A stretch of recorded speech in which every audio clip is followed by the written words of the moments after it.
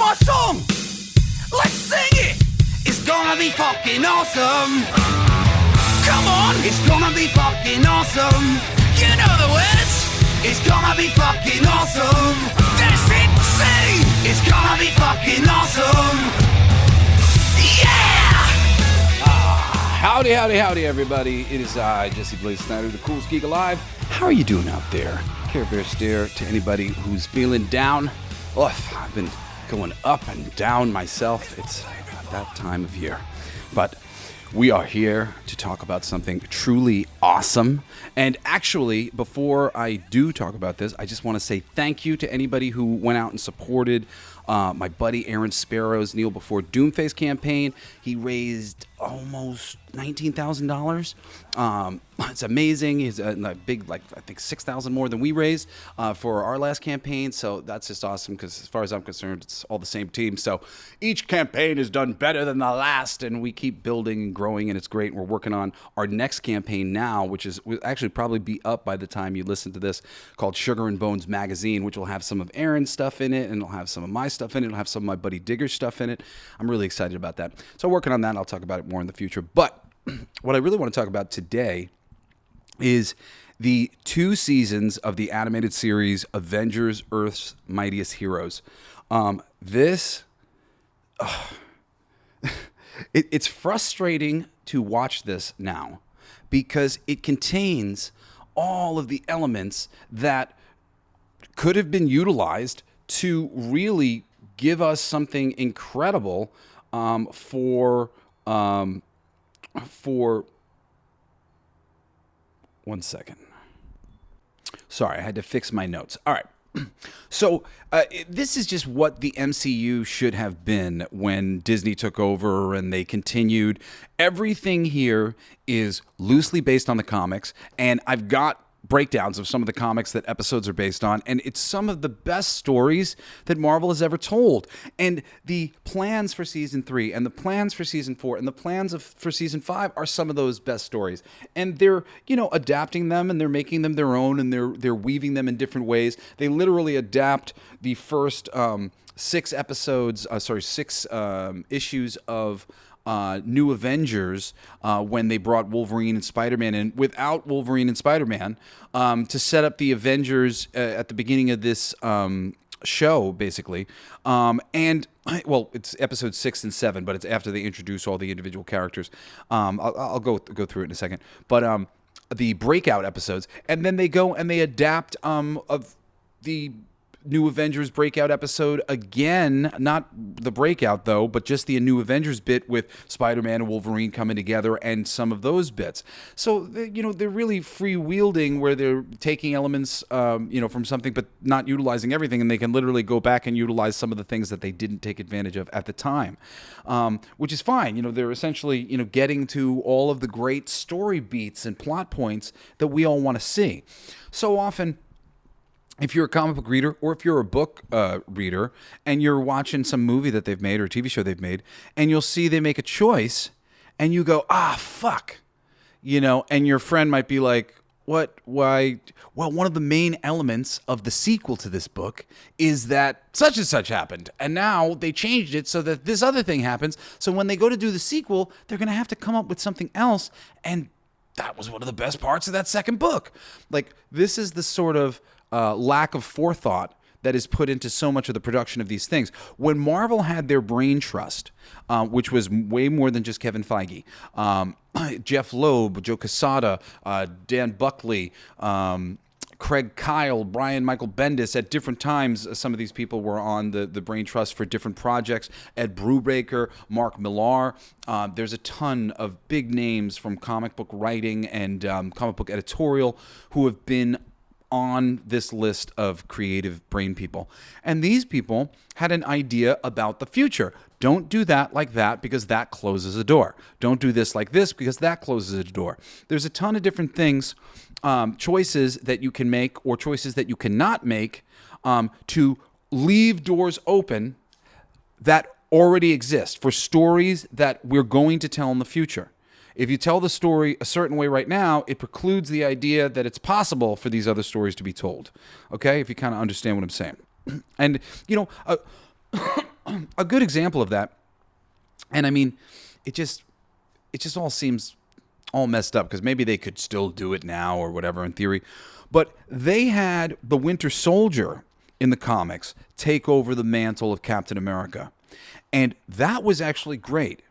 It's not because he's a white guy, but it was because he had more history with Captain America. He was Bucky. So he had earned it a little bit. And, of course, same thing in the films. And Bucky is a more interesting character in a lot of ways than Falcon is. He's one of the few breakout stars in recent memory because he has a lot of history with Marvel, and because he really became compelling as a brainwashed super soldier. And as Captain America, the idea that he's Captain America, but he's still this guilty of all this murder. He was this assassin. He didn't know what he was doing, but at the same time, he's guilty of these crimes, and it coming back to haunt him in various ways. The books were great. It was really great. And then eventually they gave it over to Sam Wilson, and that stuff wasn't as good, but at least it was sensical based on the, thing. It was like, okay, for story reasons, whatever else, and we're going to give it to somebody else. And then eventually they gave it back to Steve. And it was really cool, too. For a time, Steve came back, and they moved him into this other role where he was just Steve Rogers, and he had a military role, and he was running a secret Avengers team that was quite cool. That was a great book, a really interesting team of characters and stuff, and things that you don't necessarily need to close the door to. So by rushing Falcon into the position, they skipped over kind of the opportunity to tell the story with Bucky, which had already been laid out in the comics that way and is cool. And could they go back? I guess they could. But now this is really going to blow up in their face. They're going to go right back to Steve Rogers. Granted, they chose a very divisive thing with the Captain America movie. I mean, the president is the bad guy. What are we saying here? And originally people know that like the fingerprints of it, and I'm sure it's going to be hard to get rid of them, are like, it's like a Trump analog, and clearly, more people than not are like cool with Trump and not like feeling like he's like this crazy dictator thing. I myself, I don't really feel that way either. If you're out there and you feel that way, I'm sorry. I'm not trying to bait you or anything. I think that we've just all been kind of like, everything's been taken to a crazy extreme level, and I think that Trump has just a big enough ego that he doesn't really want to go down in history as being Hitler. And when you look deeper into him and things and whatever, you find a lot of things that are, him actually saying, he doesn't support white supremacy many times, and and like a lot of things that kind of go, all right, well, perhaps this conversation is being like extreme, turned into an extreme conversation, which is so much of the reason why so many people switched over, and because it is a little bit of a uniparty. I know they've been like demonizing RFK Jr. and Tulsi Gabbard now, but those guys were Democrats and very trustworthy Democrats who people like me really liked. Anyway, a centrist who has always voted liberal, but I was hoping that they would take some place in the Democratic Party that I could support. And then they left, and I was going to vote independent for RFK Jr., if I'm being honest. And then he went to Trump. So, for me, I really hope that he gets the opportunity to do some good. And I hope some good things maybe can possibly happen. I think maybe some of them will. I think despite the conversation, I think Trump's goals is a lot of the goals of the very liberal people. Like, and the reason why the establishment's been going after him so hard is because he's going to do some of the things that we want to see done to the establishment. I hope. We'll see. We'll see what actually happens. I mean, my whole life, Obama, I was so excited, and then nothing ever happened. But anyway, the only reason I'm even talking about it is just because this conversation has become not quite so, well, I should say more divisive than ever to be sitting there going, oh, the president's the bad guy. I think the people who voted for Trump have a hope that he won't be, and that remains to be seen. But the movie is really going to stumble with that because it's not giving Falcon's character an opportunity to earn his way with the audience and whatnot. It's making it a real kind of political statement. And the TV show ended like that, on a note like that, where the audience did not enjoy. Do better, Senator. It's not a good fucking vibe, man. It's not gonna work out. This holiday season, Don't you want to get your family and friends something uncommon? With just the right gift from Uncommon Goods, you can. They've got unique gifts handpicked for everyone on your list, all in one spot.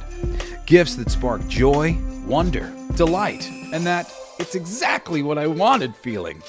So skip the thoughtless and impersonal gift giving and find something truly original at uncommongoods.com. I showed my girlfriend the website, and quickly she found these awesome instant holiday cocktail cubes, plus these really cool couch caddies for the side of your couch with a cup holder and place for magazines, and a ton of other cool custom things. I found this make-your-own hot sauce kit that I'm hoping my girl took the hint on for Christmas. I've become very into spicy food lately. Perhaps I'm pregnant. When you shop at Uncommon Goods, you're supporting artists and small independent businesses. Many of their handcrafted products are made in small batches, so shop now before they sell out this holiday season. Uncommon Goods looks for products that are high quality, unique, and often handmade or made in the US. They have the most meaningful, out-of-the-ordinary gifts anywhere. They even have gifts you can personalize, from holiday host and hostess gifts to the coolest finds for kids, to hits for everyone, from book lovers to diehard sports fans. Uncommon Goods has something for everyone, not the same old selections you could find just anywhere. And with every purchase you make at Uncommon Goods, they give back $1 to a nonprofit partner of your choice, which I personally like very much. So far, they've donated more than $3 million, and that's super cool. To get 15% off your next gift, go to uncommongoods.com/CGA, Coolest Geek Alive. You know, that's uncommongoods.com/CGA for 15% off. Don't miss out on this limited time offer. Uncommon Goods. We're all out of the ordinary. So they cannibalized some stories, and I'm sure they'll cannibalize more. There's, there's things that they've cannibalized already with the Young Avengers, like the fact that the Young Avengers was a mystery team and they kind of came out of nowhere, which was a really good idea. There's no reason to introduce these people. Like, they could have done what they did in the comics, which was really great. I mean, they could still kind of do it, I guess, but it's going to be hard to do. I mean, the comics, the Young Avengers comics in particular, they were written by Alan Heinberg, who's a TV writer. He wrote the OC, I'm pretty sure. And, it's ready for fucking prime time. The stuff that they did was great. I think it was like a 12-issue miniseries, and then there was another follow-up series that I only read like half of. But it was great stuff. I loved it, and I was really hopeful for the time when they adapt it. And now they've introduced America Chavez. She's the right age group. They're going to put her on the team, but she's not supposed to be on the team for a while. There's a whole bunch of stories that, like, she's like a recent character who doesn't fit into the timeline, and then the moment you put her on the team, because her powers are about fucking teleporting, they need to make her useful, so they're gonna fucking teleporting places. It's just the stupidest shit. Like, not teleporting places, but like teleporting through dimensions, or maybe they'll change her powers so she has regular teleportation powers. But I mean, who gives a shit? It's just like these aren't based on anything that I give a shit about. So who cares? However, from the very beginning of Avengers: Earth's Mightiest Heroes, Season 1, Episode 1, Iron Man is born. You got, Tony Stark becoming Iron Man and fighting Hydra, led by Baron Strucker, which is great. There's so many villains that show up in this TV series, and I'll show you how so many of them get kind of let loose in the first place, which is a brilliant thing to do in the Marvel Universe. If this would have been Phase 2 of the Marvel Universe, we would have been fucking sold. It's really just absurd the way like the idea that, like, Kevin Feige is not considered a fucking idiot, complete idiot, is just, he's an idiot, fucking idiot. Anyway, that first episode, it's loosely inspired, of course, by Tales of Suspense number 39 and 63, Iron Man's origin story. And then you've got Thor the Mighty, which is loosely a journey into mystery number 83, 62, Thor's origin story. And it's Thor fighting Loki and some frost giants, and then you got Episode 3, Hulk versus the World, which basically pulls from various early Hulk stories, particularly Incredible Hulk number 1, and he fights the military and forms an alliance with the Avengers, or the ones who have been introduced so far, kind of thing. And then episode 4, meet Captain America, and we get Captain America's origin based on Captain America Comics #1, Cap's debut. And then you get the Man in the Anthill in episode 5, where we get Hank Pym and Wasp, loosely based on the Tales to Astonish #27, Ant-Man's first appearance. And then episodes 6 and 7, Breakout Part 1 and 2. Now, if they had done a film, I mean, like an Avengers film, and they could even still do it, like this, like, people would be interested in the future of the MCU, especially if these characters looked legit and they did it right. But in Breakout, I mean, there was a list. I was like writing a list when I was watching the show the other day. I don't remember where I wrote it down, but I was counting how many characters. And I mean, just so many, because they have 3 super prisons, and the prisons are super cool. There's this one prison that's a miniature prison called the Big House, where all of the prisoners have been shrunk down. And then there's another prison called the Raft, that's like out in the middle of the ocean, but like it's actually deep down on the ocean floor. And then a third prison, what's the other prison? The Big House, the Raft, and maybe the other one's like a more standard prison. Or maybe I'll remember it later. Where's the prison? There's one under the ocean. Yeah, whatever. So there's 3 prisons that they're pulling from. And they've got villains from the Hulk's universe, and villains from Captain America's universe, and Iron Man and Thor. I mean, just like all sorts of villains that we associate with these characters, largely fully formed, getting broken out of these different prison facilities and unleashed onto humanity.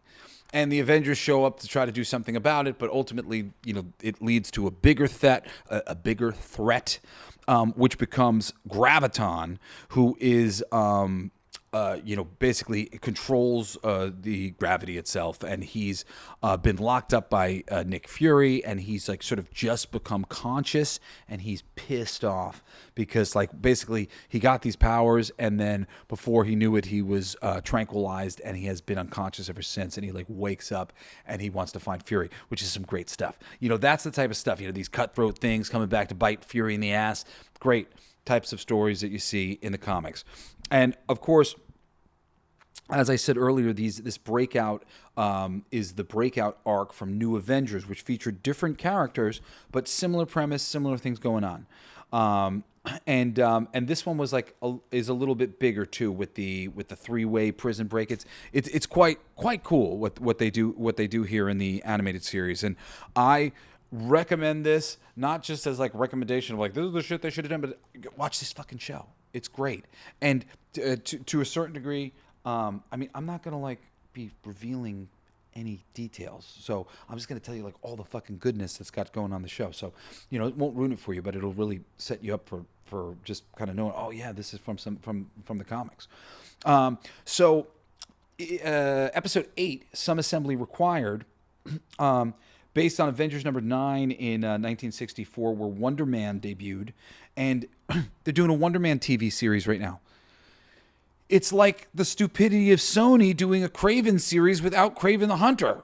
It's like Morbius had a chance to ingratiate himself to the audience in the pages of Spider-Man long before he had his own series. And Morbius, anybody who's read comics knows, I think he had one pretty good run of a certain period of time or whatever, but generally speaking, he hasn't been able to keep an ongoing.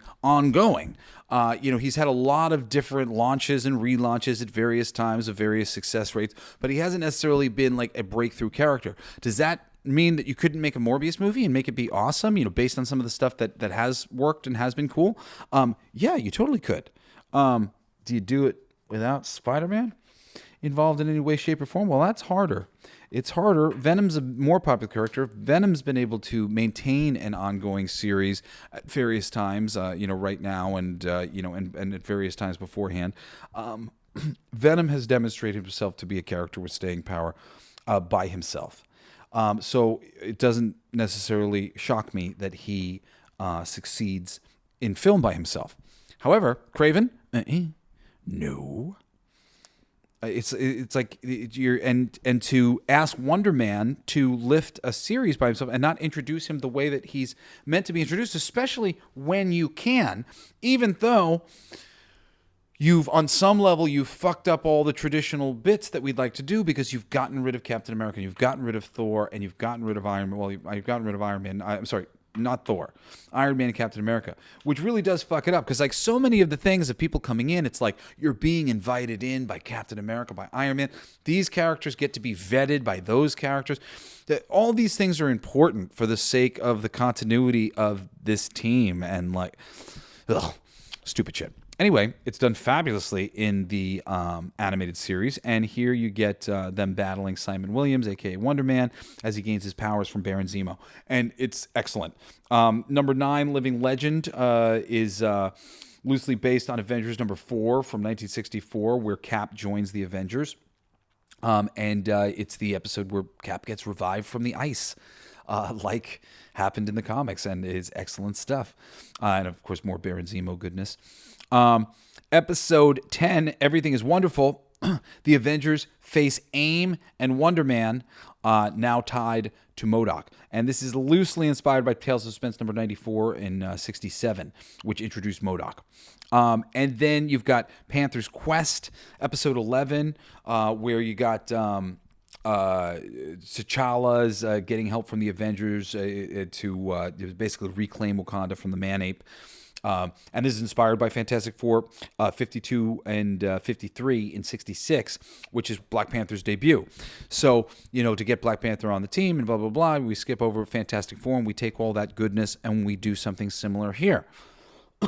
and it certainly is fun. I mean, the stuff, everything about this is great. And it's like the first season is just sort of like a build up to how fun the second season is, as like all these things are established, and this is fucking awesome. I'm so mad that like we don't get the third season, fourth season, fifth season, like, cause you'll see there's so much more shit that they were gonna do.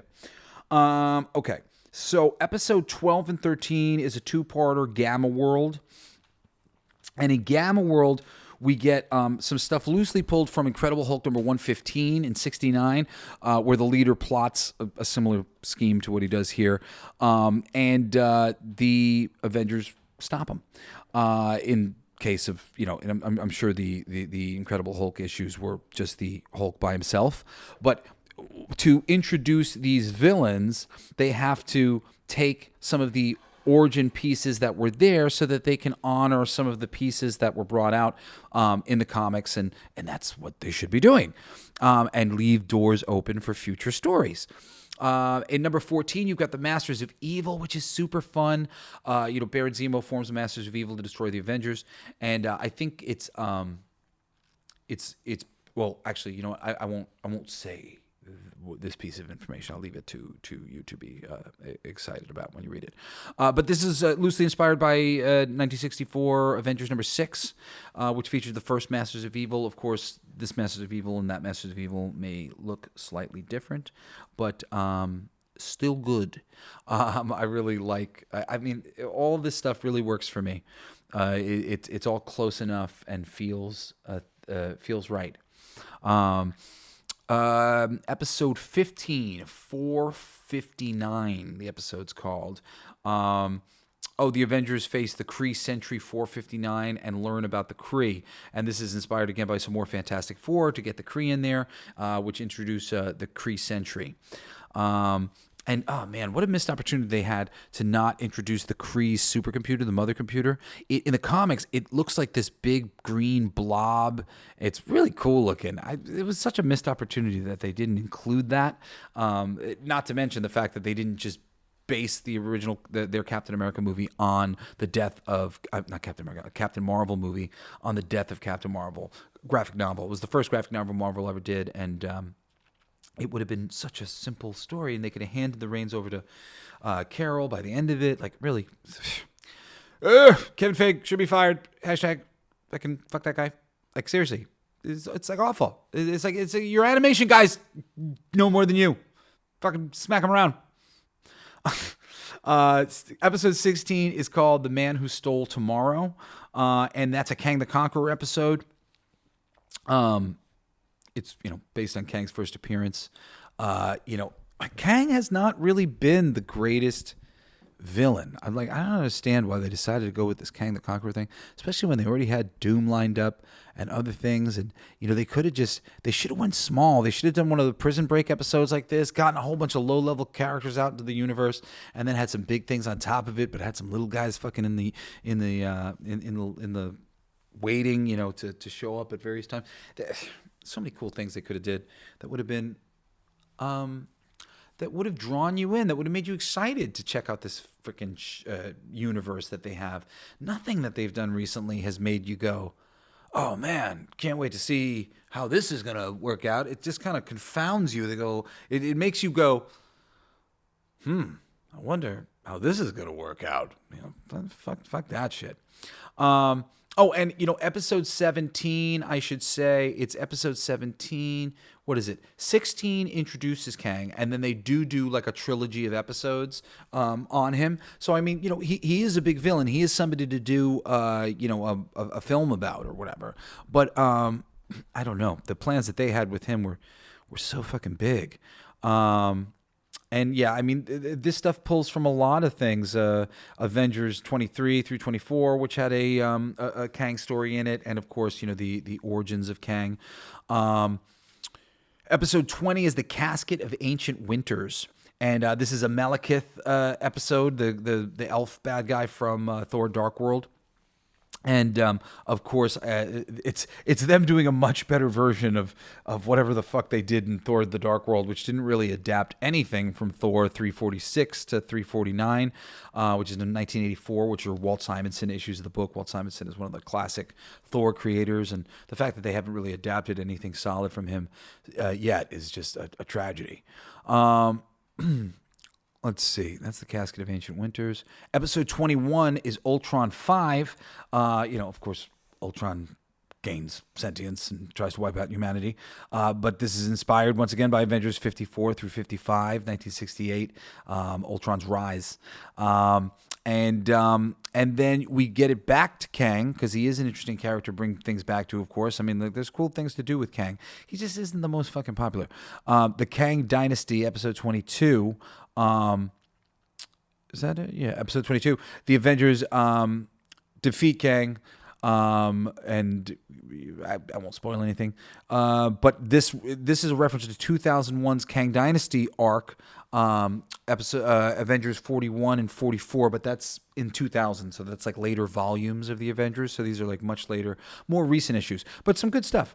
I enjoyed the Kang Dynasty in the comics. And again, it's like when these things aren't great in the comics or whatever, but there's some interesting pieces to it, because at least the comics are thinking about it from a proper term. So, you can come in and go, well, this isn't as good as it could be, or people didn't like this as much as could. How do we make it better? And in the case of this Avengers Earth's Mightiest Heroes animated series, absolutely everything is better because of their touch. Like, there's great people working on this stuff. One person who I generally don't give enough credit to, I think his name's Christopher Yost. He works often with Craig Kyle, and I kind of think Craig Kyle's an even more brilliant person. But Christopher Yost, his name's all over everything that I read about this thing, and if he has anything to do with this, he did a great job. And I've seen a whole bunch of other things that he's done, and he is very good. He's a solid writer and stuff. I just couldn't help but notice that him and Craig together were like insane, and Craig by himself was insane. And but him by himself was good, but not as good. But I have some of the animation that he's been involved in. He did the Thor Hulk verses, and that was great. And this series is awesome. So shout out to you, Mr. Yost. You are killing it. This is great work, and I really hats off to you, my friend. So let's see. Episode 23, The Widow's Sting. Oh, so Black Widow betrays the Avengers, working undercover with Hydra, inspired, of course, by various Black Widow arcs, including Hydra infiltration. I don't know if it necessarily has like a singular reference. And then getting towards the end of this first season, you got episode 24 and 25, two part of the Ultron Imperative. which draws from Avengers 57 and 58 in 68, which focus on Ultron, and it's his return. And then episode 26, the last episode of the season, A Day Unlike Any Other. The Avengers battle Loki in Asgard to prevent the destruction of all the realms.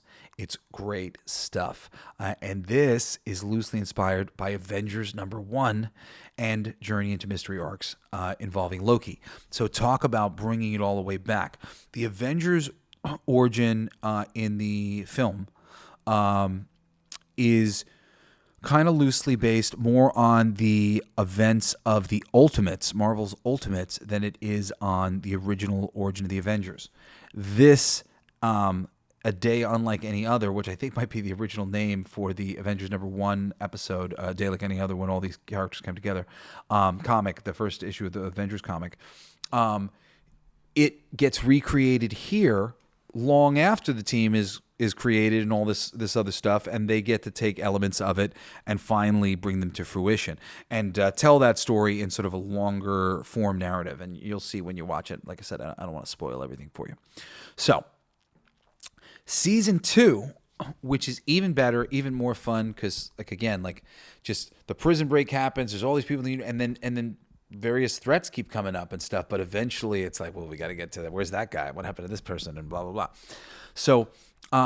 But season 2, they do keep throwing more things. And the very first episode is The Private War of Doctor Doom. And basically, Doctor Doom kidnaps the Wasp and invades Wakanda. And it's inspired by, related arcs in Fantastic Four and Avengers versus Doom stories. And, they have to do a little bit of their own thing here, to get him in, because Doom's original origin is very linked to Reed Richards and whatnot. So, but excellent stuff. Doctor Doom. Episode 2, Alone Against AIM. Iron Man, against AIM because they steal Stark Tech. And this pulls, it's like a standard Iron Man AIM story, but pulls from the comics very much so. Everything looks legit, and it's quite cool. This whole series is really great, so I don't want to repeat myself by saying, "Oh, it's quite cool." It's cool. I've been rewatching. It's like everything's awesome, but I don't want to necessarily give away some of the underpinnings of some of these things, because that's the stuff that'll make it fun to watch. And if I gave you all that, then it would make it a little bit less fun to watch. So I don't want to do that to you. All right. So episode 3 is Acts of Vengeance. The Enchantress shows up, manipulates Wonder Man into attacking the Avengers once again, which is loosely inspired by the Acts of Vengeance crossover in 89 to 90, which was multiple, multiple issues of comic books. And then episode 4 is Welcome to the Kree Empire, which is inspired by Captain Marvel #1 in 68 and early Kree-centric stories in Fantastic Four and Avengers 89 through 97, the Kree Skull War. There's graphic novels for that. Sometimes you get your hands on. But basically, the Avengers encounter Captain Marvel, who warns them about the Kree invasion. It's some of those things. Is it all done there, or does it happen to its fruition later? I don't know. We'll see.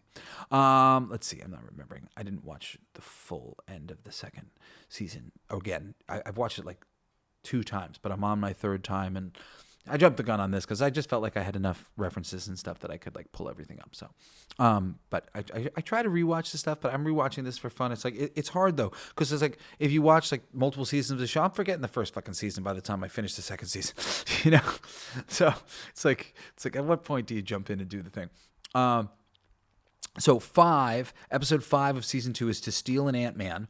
And this is Scott Lang Ant-Man steals the Ant-Man suit to save his daughter and proves himself to Hank Pym. So we have a little bit more of a traditional world here in some ways, but they could have, there's so many things that this fucking series does so right that they could have drawn from and done to get it right. But you get your Scott Lang Ant-Man here. I love Scott Lang Ant-Man. And this is him proving himself to Hank Pym. And this is adapted directly from Marvel Premiere issue 47 to 48 in 1979, which is Scott Lang's first appearance as Ant-Man. And then you've got episode 6, Michael Korvac, which is based on the Korvac saga, which is Avengers 167, 168, 170 through 177 in 1978. I forget who the writer and artist on the book. But the Avengers investigate a mysterious man known as Korvac, whose cosmic powers threaten reality. And the Korvac saga is quite cool. There's similar stories that happen in various other teams. You know, this guy's a little something along the lines of Proteus or Legion, and if you're X-Men fans. But great, really well done here. And it's a classic story from the comics. Something that would make a great movie. And again, they could have had Michael Korvac at the freaking prison and do breakout and do a breakout and or do the Graviton thing that they did. I feel like they would maybe need a little bit more for a film. But episode 7 of season 2, you got Who Do You Trust? Because the Avengers uncover Skrulls who are shape-shifting in their ranks. And this is heavily influenced by Secret Invasion, which by now there's enough characters, on the team or whatever. To do it on a team, the TV series doing the Secret Invasion was so stupid. This is a little bit smaller scale on some level, but they have introduced enough characters that it is pretty cool, and the way it's done. And it definitely draws heavy from Secret Invasion by Brian Michael Bendis in 2008, which I read is a great series. That fucking TV series was awful. So if you want to see something a little closer to Secret Invasion, you can watch this. It's episode 7, Who Do You Trust? And of course, causes a lot of paranoia amongst the team. It's a good episode. Then episode 8 is the Ballad of Beta Ray Bill, who I love. Beta Ray Bill. This is again some great stuff from Walt Simonson's run. Their willingness to go to famous runs from the individual characters, and sometimes even give a solo episode like this one, Thor encountering Beta Ray Bill, and he, I don't want to spoil the story for you, but Beta Ray Bill's a great character from the comics. Especially been done really well in a recent miniseries by John Jackson Miller, something like that. He's awesome artist, writer. That was one of the last things that I read a few years ago while I was working at a store, so I got a discount on toys.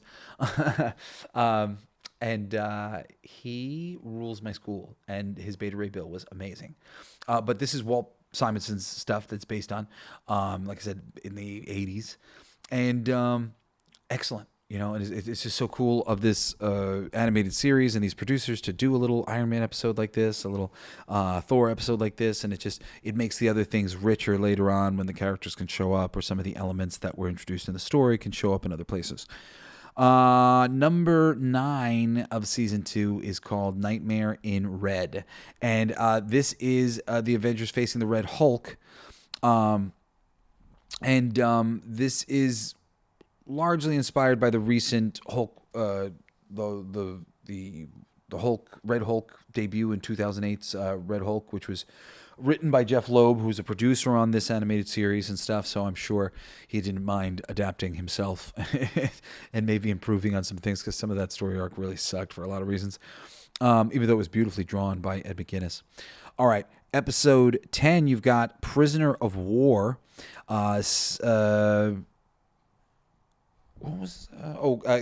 America, he escapes from the Skull prison, and he leads an uprising against, so this is more Secret Invasion stuff, and them adapting some of the Secret Invasion stuff.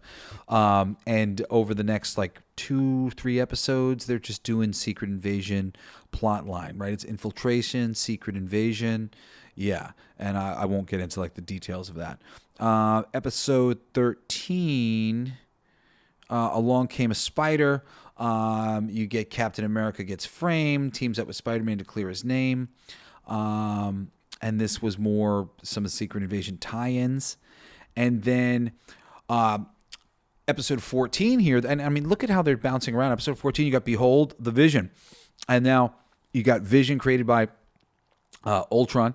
Just like they had done this in the film, so I mean, this is one they have to do. But here, adapted more lovingly of the Vision's introduction in Avengers 57 and 58, and then which is again 68. We're back to the 60s now, and then 15, episode 15 of season 2 is Powerless.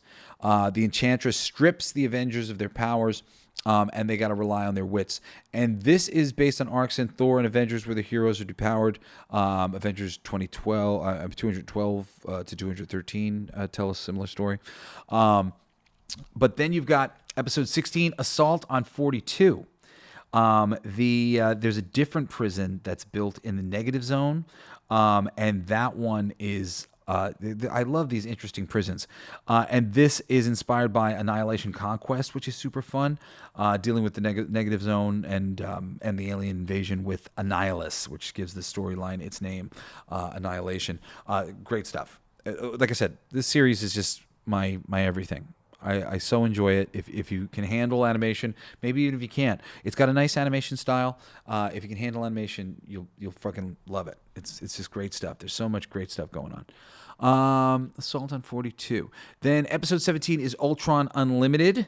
Ultron launches an all-out war on humanity, and forcing the Avengers to go to their max. And this represents issues 54 through 58 of Avengers, and then also Avengers later volumes 19 and through 22 in 99.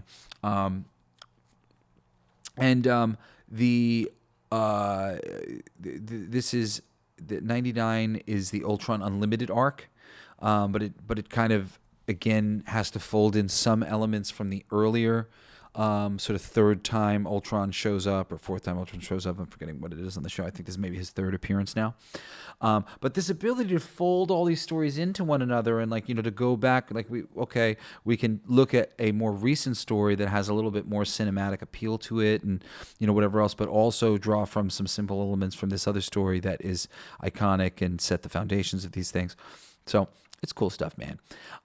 Episode 18 is Yellow Jacket, and you get Hank Pym the way it's done in the comics with him adapting the Yellow Jacket persona. Granted, they wouldn't be able to do this in the MCU because they already used the Yellow Jacket in a different way, but perhaps they could kind of adapt it in a different capacity. And this is based on Avengers 59 through 60 in the 60s. And then episode 19 is Emperor Stark. Basically, Tony Stark gets under Kang's influence, and he becomes a tyrannical ruler of Earth. And this is loosely inspired by The Crossing, which was in the Avengers in 1995. So there's episode 20 then, which is Code Red, where basically the Red Skull shows up and is having like a biological weapon. This is inspired by some Captain America issues, 298 through 300 in the 80s, which was a Red Skull plot. And then they follow this up with a Winter Soldier story, where Captain America, gets basically the second movie, and they introduce Winter Soldier. This is all based on the Ed Brubaker stuff. I think some of it a little bit more lovingly based on the Ed Brubaker stuff. I don't think he had anything to do with the series, but it's great. Episode 22, The Deadliest Man Alive. The Hulk is hunted after being framed for murder, and this is inspired by Incredible Hulk number 376 in the 90s, or 1990, I think. And has a bunch of World War Hulk themes to it as well. And then in episode 23, as I said, coming full circle, they've got New Avengers. And this basically has the main Avengers incapacitated, and you get a new team that forms to save the day, loosely based on New Avengers number 1. I won't reveal who that team might be. You can see it for yourself. Episode 24, Operation Galactic Storm. This is based on the Operation Galactic Storm crossover in the comics, which is not some of my favorite comics, but it's done very well here. And again, it's like once you've got all the characters crack-a-lacking and the things, it's like easy to do some stories that don't necessarily work out when you got that didn't work out for other creative teams when you're a good creative team that's got a good team going along. But so again, taking some pull from the comics and giving it some basis to read, and this is the type of shit they could be doing. Then it'll fucking a great movie makes those comics matter now, in a way that they didn't before. And people could say, the comics weren't as good as the films or whatever if they want to. But some of the comics are way better than the films, as you'll find if you go check these things out. So only 2 episodes left of this before I start to get into the, I wish we could have done this, but we can't have nice things section of the show, which I'm really not excited to get to.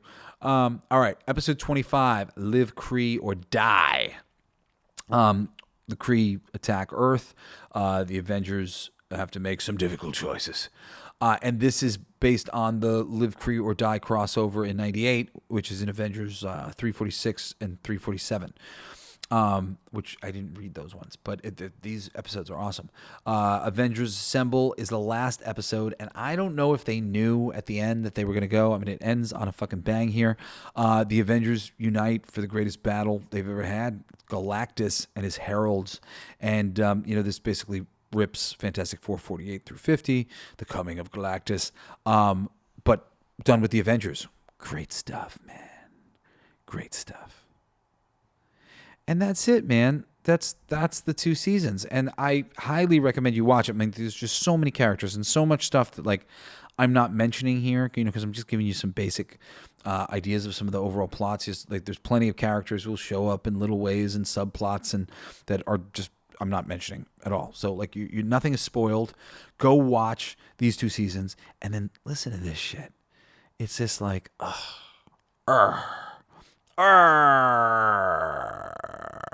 because not only did they cancel it, but they replaced it with this ugly show. I forget what it's called. It's Avengers something or other. And the design aesthetic of this show is just gross. I don't know why they chose the look of it. It's really just a terrible looking show. And all the characters just look so stiff and yucky. Unlike Avengers, Earth Mightiest Heroes that look amazing. And the storylines that we would have gotten. So planned storylines for season 3. The Infinity Gauntlet arc. So, we would have seen their version of the bit. Thanos' role gets expanded. I think he shows up a little bit. Do they show him off? I don't know if they tease him. I'm trying to remember if Thanos shows up or not. Well, whatever the case. The Avengers are going to face a bunch of cosmic, scale threats. I'm sure they'll meet Star Fox and different people, but I'm sure it would be more based on the Infinity Gauntlet series from '91 and Thanos' quest. We get some Adam Warlock and shit. 2, Secret Wars, where the Beyonder transports Earth's heroes and villains to Battleworld and forces them to fight for his entertainment. And there's so many great villains and heroes that have been introduced at this point. To have a story like that in this series at this point would have been so cool. It's such a great story when it's done well. Just pitting all these characters against each other. They don't want to hurt each other. I don't want to hurt you. It's all great stuff though.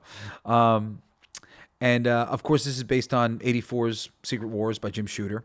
Also, they were looking at the Dark Avengers, which are some of my favorite comics, which is Norman Osborn has a rise to power, and he creates a team of Dark Avengers that are in disguise. They're villains in disguise saving the world. And he's secretly advancing a dark agenda. And this is based on all the Dark Reign stuff that went on and the Dark Avengers comic book. And oh man, there was a ton of stories for that. There's so much great shit that they could pull from, depending on how that went and how long they decided to let it go for. They also had a House of MTs. Scarlet Witch powers and mental instability led to, in the comics, her going no more mutants and getting rid of all the mutants or getting rid of their powers in a lot of cases. And all of a sudden it was cut down to there was very little people who had powers and there was no more mutant births. It was interesting. The storyline was good. It was written by Brian Michael Bendis, and there's a lot of cool reality warping things or whatever else to pull from there. And that's another recent 2005. So they're pulling classics and they're pulling recent classics, and it's great. And even middle classics. I know there's these classic '80s Captain America stories. Planned for season 4. So, there's so much story here that for anybody who's a comic fan, you're just sitting there going, oh, man, that would have been great. Planned for season 4, there was Civil War, to do it legit, like they did it in the comics, because you got enough characters introduced and do the government, split, and there being like a lot of different groups fighting over this thing, and that could have been amazing. Inspired by Mark Millar's Civil War from 2006-2007, which is much different than the film, much different, and better in lots of ways. Even though Civil War is awesome. Also, Annihilation, coming back to this in a larger way. They wanted to have the Avengers assist the Guardians of the Galaxy and Nova Corp. They wanted to introduce Nova, with having Annihilus invading the negative zone in like a larger way, and do the storyline Annihilation, which was the bigger storyline that preceded the previous Annihilation story that they told. So again, doing the things out of order, but getting around to doing them. They were going to have the return of the Masters of Evil, with them, with the Baron Zemo reforming and growing their number and power, making a bigger Masters, which that's what he did in the comics. He had a much bigger Masters of Evil, and came back, with a new team, and that's the team that a lot of people would like to see too. And then there's they were going to do Surtur's Saga, the big demon dude from Thor Ragnarok. There's some great Walt Simonson stories from the 80s, 340 through 353 I have written here. And basically it's Surtur's quest to bring Ragnarok, but they were going to do it in a much longer form. I think probably within the animated thing they might be able to do it even more justice, even though I like Ragnarok a lot. So then planned storylines for season 5 even that have been talked about were Galactus and the Heralds. Basically Galactus would return with new heralds, and have a bigger showdown, and based on later Avengers Galactus sort of stories and bigger Galactus returning sort of story. There's been a lot of Galactus coming to devour the Earth stories. Also, they were looking at Avengers versus the X-Men, which is super cool, and a great team that I had read. I don't think I wrote all that down. Maybe I did later in my notes here. But Avengers versus the X-Men, basically they just clash over the fate of mutant rights and stuff, or possibly they could fight over the Phoenix Force or Scarlet Witch. It depends, which kind of thing that they want to do. But it'll bring the mutant team like fully into the reality. So like bring the X-Men world into the Avengers world. And this is based on the X-Men versus Avengers comics in 2012, which is again recent stuff that could have been done really well. And those were cool. Those were successful. People like that. 3, they were also going to do Kang Dynasty Conclusion, Kang Returns, and in a potential kind of season-long arc involving time travel and multiversal consequences, referencing Avengers 41 through 44 in 2001, and other arcs, Kang arcs. And then 4, they were going to do Avengers Disassembled, where Scarlet Witch has a mental breakdown and leads to the disbanding of the Avengers, setting up a potential reboot from there, maybe with Wolverine and Spider-Man and a new team of Avengers. Fuck yeah, man. This is some awesome fucking shit. That's what we should have had. We should have had that. And then the new team. What the fuck? We got fucking cheated, man. Additional pieces of information that I wrote down here. The creators wanted to explore deeper arcs for individual Avengers, including Hank Pym's continued evolution into Yellow Jacket, Vision and Scarlet Witch's romantic relationship, Black Panther's political struggles in Wakanda. So they probably will get like little bottle episode. A deeper focus on Captain Marvel, Carol Danvers, as she ascends to her full potential. Expanded universe. There were plans to introduce new characters like the Guardians of the Galaxy, Nova, Deadpool as comic relief, and mutants like Wolverine, Storm, and Cyclops. Fucking A. The show was replaced by Avengers Assemble in 2013. Fuck you, Avengers Assemble. Yeah, don't watch Avengers Assemble. It had a very different tone, very different narrative, and it was like based on the films, but like, ugh, in a terrible way. It was awful. And it like literally like made me gag because we had this great thing and they blew it, man. And it's still pieces of this thing are here to be like, if you're out there and you're a fucking producer at Marvel, watch this animated series, do what it does, but better, or at least just as good. Like, fuck. This is just, it's a terrible world that we live in where you guys can't understand how important the writing is and can't understand how important it is to base the shit on the stuff that we love. Like the reason why people are showing up is because we read these books, and and people have read these books not just when they came out and were on the shelf at a comic book store. The best story arcs, not all of them, but the best story arcs are put into graphic novels. They should be focusing on these things that have been collected, and not the things that have been collected in the modern day where they just collect things all the time. But there's so many things that have been collected because the story is being sought after. People are looking for this. They know that people will buy it because it's great. And if they focused on those things, bringing those stories to life as they do in this amazing animated series, Avengers, Earth's Mightiest Heroes, the world would be a fucking better place. And they would have billions and billions of dollars, these fucking idiots.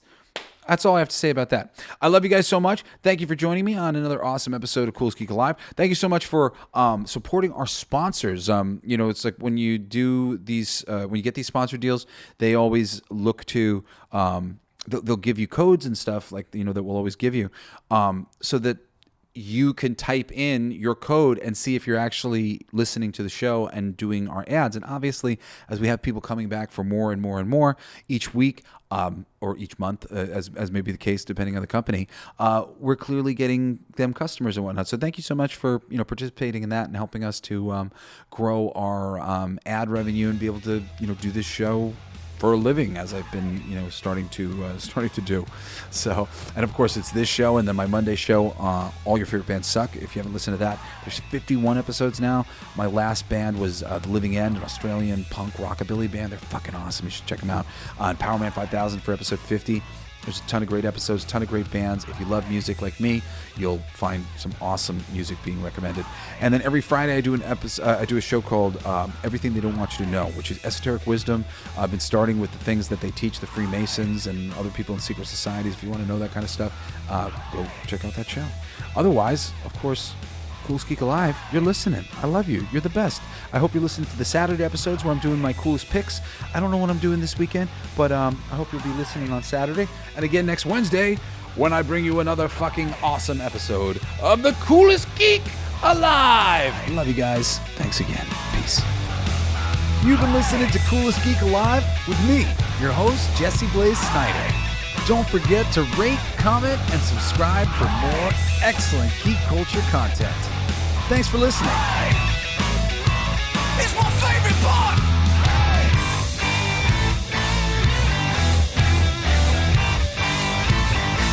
Isn't that heavy?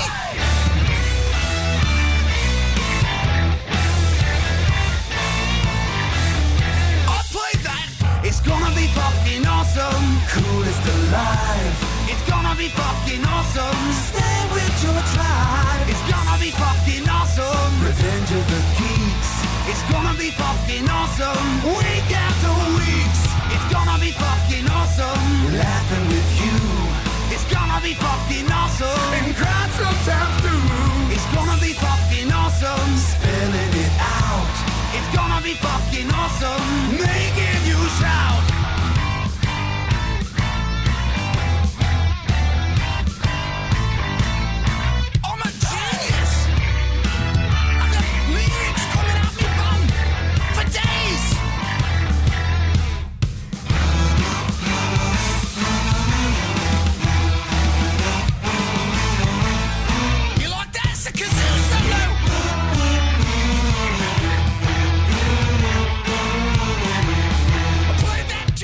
It's gonna be fucking awesome. Talking some shit. It's gonna be fucking awesome. Living the shit. My voice gonna be fucking awesome. Foot in our mouth. It's gonna be fucking awesome. Get in the mouth. It's gonna be fucking awesome. Tell all your friends. It's gonna be fucking awesome. Call right on text. It's gonna be fucking awesome. Raising the bar. It's gonna be fucking awesome. Straight to the stars. It's gonna be fucking awesome. It's the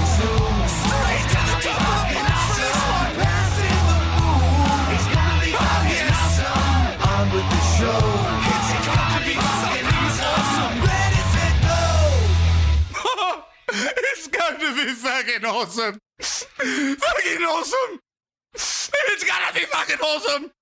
Just wait. You'll see.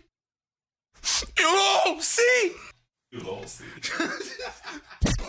The podcast playground. Hooray!